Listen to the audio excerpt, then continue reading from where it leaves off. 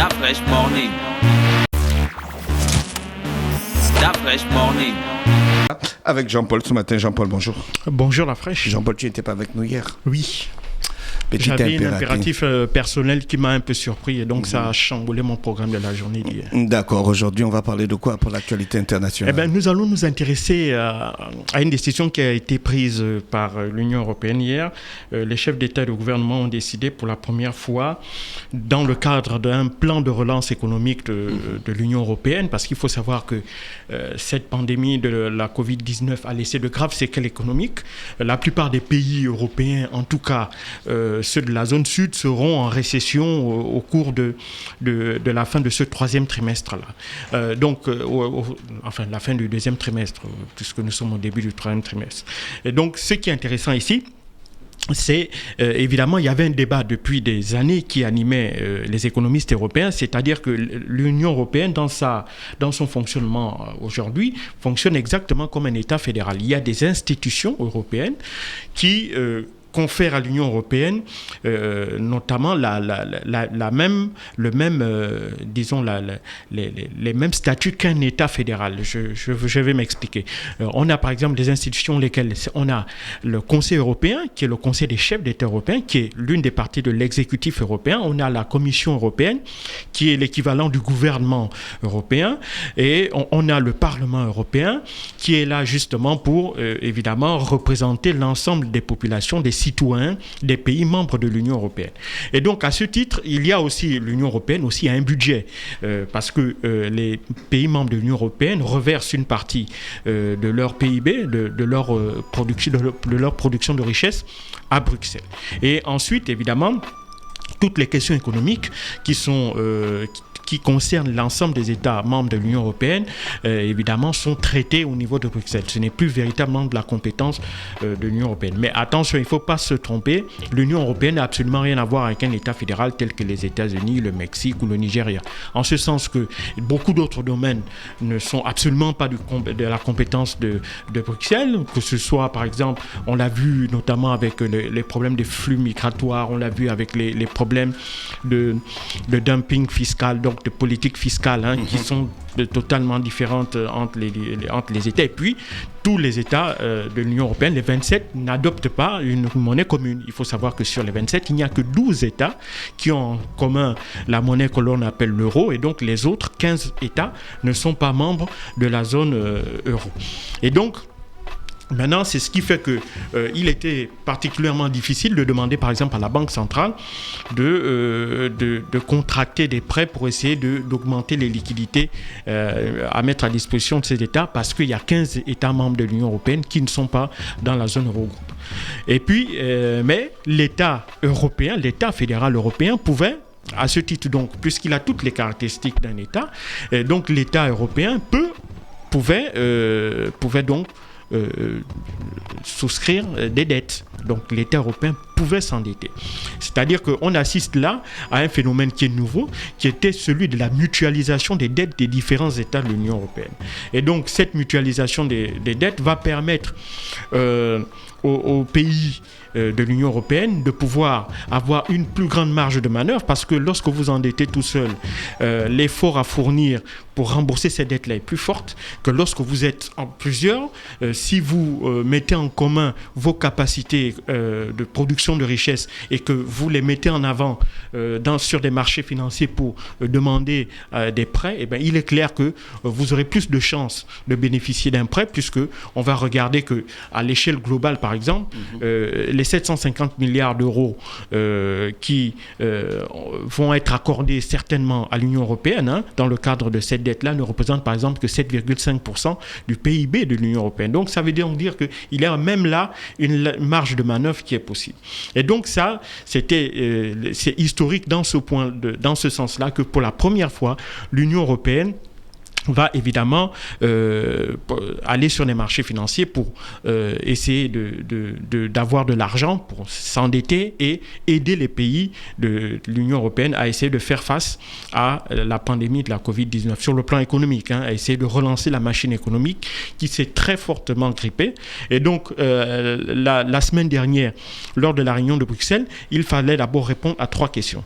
La première, c'était de savoir sous quelle forme est-ce que cet argent-là devait être redistribué à l'ensemble des membres de l'Union européenne. Est-ce que ça devait être des prêts, c'est-à-dire que l'Union européenne s'endette puis reprête cet argent-là aux États, bien entendu sans intérêt, et que ces États-là devaient donc rembourser à une échéance bien déterminée les sommes d'argent qu'elle aurait reçues. Est-ce que ce serait des subventions, c'est-à-dire que c'est comme une aide que l'Union européenne, donc l'Union européenne s'endette, mais cet argent c'est à aider les pays qui sont en difficulté. Ça, c'était la première problématique. La deuxième problématique, c'est quels sont les critères qui vont déterminer le montant qui va permettre à ce que ces pays-là puissent rembourser ou évidemment bénéficier de cet argent-là. Et puis, le troisième volet, c'est quelles sont les conditions qui vont permettre, auxquelles seront soumis les pays pour rembourser, effectivement, si remboursement il devrait y avoir cet argent-là. Et donc, il y avait là tout un débat au sein de l'Union européenne, parce qu'il faut savoir qu'au sein de l'Union européenne, tous les pays ne font pas face aux mêmes difficultés économiques, parce que chaque pays, évidemment, est souverain sur ce qui concerne la direction budgétaire qu'il donne qui donne à chaque pays. Et donc de ce fait-là, on a ce qu'on appelle des pays qui sont vertueux en matière budgétaire. Vous avez notamment les pays du Nord, vous avez le Danemark, vous avez la Suède, vous avez les Pays-Bas, et puis à la frontière un peu plus bas, on a l'Allemagne, qui sont des pays, ou l'Irlande, qui sont des pays qui ont par exemple lorsque l'on regarde le ratio dette publique PIB, c'est des ratios qui sont en dessous de 50%. Ça veut donc dire quoi? Ça veut dire que ce sont des pays qui ont une très grande maîtrise de leur dette publique, qui ont une très grande maîtrise de leurs dépenses publiques, et ce qui leur permet de véritablement avoir des marges, notamment en matière d'investissement public. Donc ça veut dire que ce sont des États qui sont bien gérés. Et puis, lorsque l'on va un peu plus au sud, malheureusement, lorsque l'on regarde l'Italie, l'Espagne, le Portugal, la France aussi, on constate malheureusement que ces pays-là, on va même plus au sud, la Grèce, on regarde que ces pays-là, malheureusement, n'ont pas, lorsqu'on regarde toujours le même ratio dette publique PIB, on constate que ces États-là ne sont pas véritablement vertueux.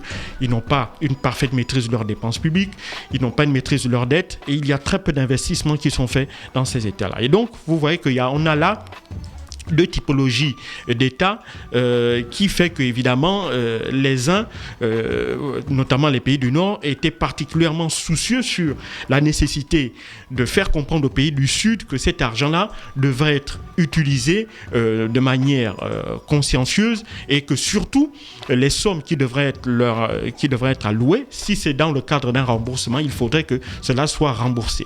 Et donc, pour ce qui est de la première question, les États européens décidaient que sur les 750 milliards d'euros, il y aura à peu près 390 milliards d'euros qui seront prélevés sous forme de... Enfin, c'est pas de l'eurobond, mais c'est une forme de dette souveraine, c'est-à-dire prise par l'État, prise par l'Union européenne, et que c'est sur ces 390 milliards-là, évidemment, que les pays devraient rembourser cet argent-là. Le reste serait versé sous forme de subventions. La deuxième chose, c'est que tous les pays membres se sont accordés à ce que l'ensemble de ces sommes-là soient distribuées sans discrimination, indépendamment de la région ou du pays, et que prioritairement ce sont les zones qui font face au plus de difficultés économiques qui devraient bénéficier de cette aide-là, enfin de cet argent, de cette masse financière de l'Union européenne. Et puis la troisième chose, c'est que évidemment les pays du Nord ont obtenu de la part de l'Union européenne une forme de garantie, c'est-à-dire que de garantie dans le sens où l'Union européenne devra être particulièrement regardante sur le respect des conditions de remboursement. Il faut savoir que ces 390 milliards ne seront pas versés en une tranche, elles seront versées en plusieurs tranches, et donc le bénéfice de la tranche qui suivra devra être fait à condition que la première partie soit respectée. Et c'est une condition que les pays du Nord ce que les pays du Sud ont appelé les pays frugueux, c'est-à-dire les pays un peu radins. Mais ces pays-là estiment, notamment le Danemark, la Suède, les Pays-Bas, ont particulièrement, avec l'Autriche, ont particulièrement insisté dessus parce qu'évidemment, ils considèrent que les pays du Sud sont des pays où il y a une espèce de laxisme concernant notamment les dépenses publiques ou la gestion du budget de l'État. Et donc, à ce titre-là, ils ont pu obtenir cela. Mais pour eux, pour les Européens et pour ceux qui s'intéressent un peu à l'évolution de cette organisation-là, c'est quand même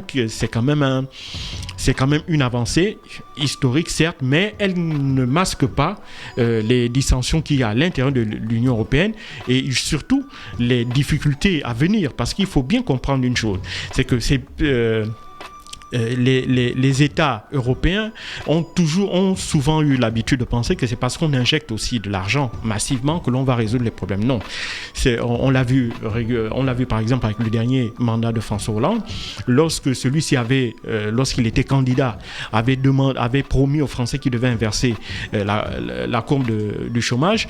Il avait, une fois arrivé à l'Élysée, mis en place des systèmes de financement massif des entreprises françaises. Alors qu'est-ce qui s'est passé? Ces entreprises françaises étaient censées prendre cet argent pour réinvestir, mais pour la plupart, ils n'ont pas fait ça.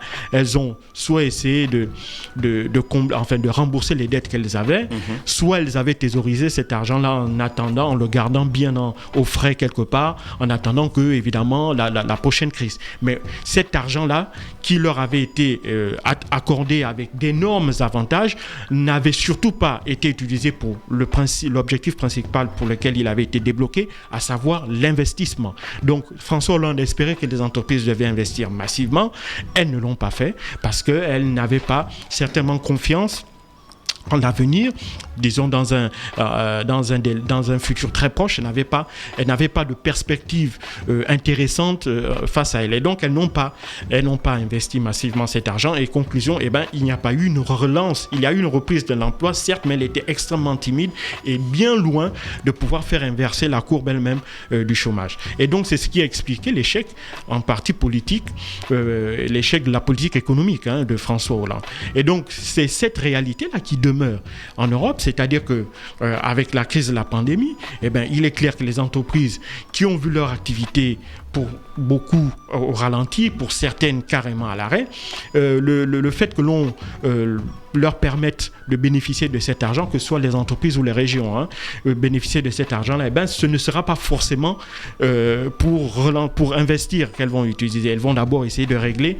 leurs problèmes les plus urgents, soit essayer de relancer l'outil de production, soit essayer de calmer les créanciers, soit essayer justement de se protéger de l'avenir, donc avoir un espèce de coussin financier qui leur permettrait d'amortir la chute au cas de la survenance d'une prochaine crise, parce que par exemple pour le cas de la Covid-19 en Europe, on parle d'une reprise de la hausse des contaminations. Donc il n'est pas aussi évident que cela que les entreprises vont forcément investir. Et puis la deuxième chose, c'est que si le remboursement, s'il y a des couacs dans le processus de remboursement de cette somme-là, il n'est pas dit qu'un tel événement puisse se reproduire à l'avenir. C'est-à-dire qu'il n'est pas possible que lorsqu'une autre grave crise pourra se venir, que les États, les 27, puissent de nouveau trouver un accord pour pouvoir procéder encore à aller chercher de l'argent sur des marchés financiers, puisque les résultats de cette première expérience-là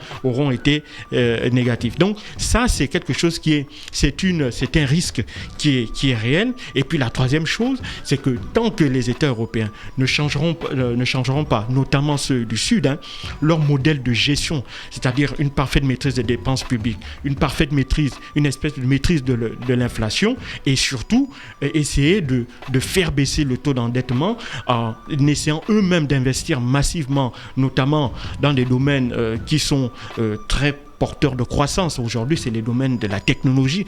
Or, si les pays européens n'investissent pas dans la technologie aujourd'hui, s'ils n'essayent pas de baisser de manière drastique leurs dépenses publiques et s'ils n'essayent pas de maintenir à un certain niveau, un niveau acceptable leur taux d'endettement et d'essayer de lutter contre l'inflation, il est clair que cet argent massif que l'on va mettre à leur disposition ne va véritablement pas changer la donne et que à la survenance de la moindre crise, que ce soit dans les années à court ou moyen terme qui pourra subvenir, les États européens vont exactement se retrouver dans la même situation que celle dans laquelle ils se trouvent aujourd'hui. Donc c'est bien qu'ils soient parvenus à cet accord historique le 21 juillet dernier à pouvoir mettre en place un système de mutualisation de la dette. C'est un système qui va leur permettre d'avoir des ressources financières supplémentaires pour pouvoir faire face à cette crise-là liée à la pandémie de la Covid-19.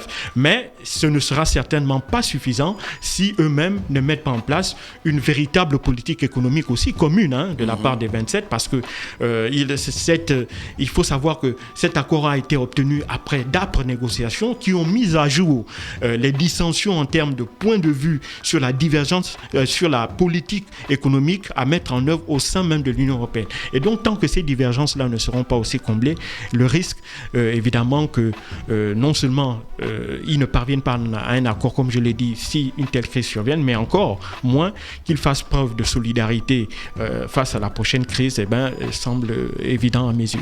Merci Jean-Paul qui revenait donc sur l'actualité internationale ce matin, donc à croire tes explications. L'Union européenne se mobilise contre le Covid-19, Covid-19. Oui, l'Union européenne se mobilise. Écoutez, ils n'ont pas le choix. Et il faut savoir qu'aujourd'hui,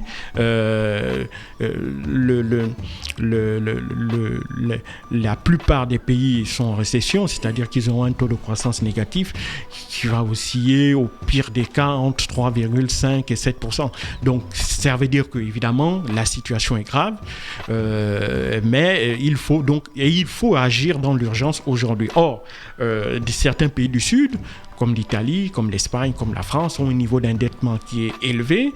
Et donc, pour pouvoir trouver de l'argent, il y a ce mécanisme-là, c'est-à-dire d'essayer de mutualiser les dettes par le biais de l'Union européenne. Parce que, comme je l'ai dit, l'Union européenne constitue un ensemble d'États et donc on peut le considérer sur un plan technique comme un État fédéral parce qu'il a toutes les structures d'un État fédéral. Et donc, c'est comme ça qu'ils sont partis sur ce principe-là. Et c'est sous cette bannière de l'Union européenne qu'ils vont aller chercher de nouvelles ressources financières. Mais avoir des ressources, ce n'est pas suffisant. C'est surtout la manière dont on va les utiliser et qui est le plus important, parce que c'est là, évidemment, que l'on va juger les résultats de ce plan de relance économique-là. Merci. On est avec Jean-Paul ce matin sur les 104.5 pour l'actualité internationale dans le DaFresh Morning. Restez connectés, on se retrouve juste derrière. DaFresh Morning.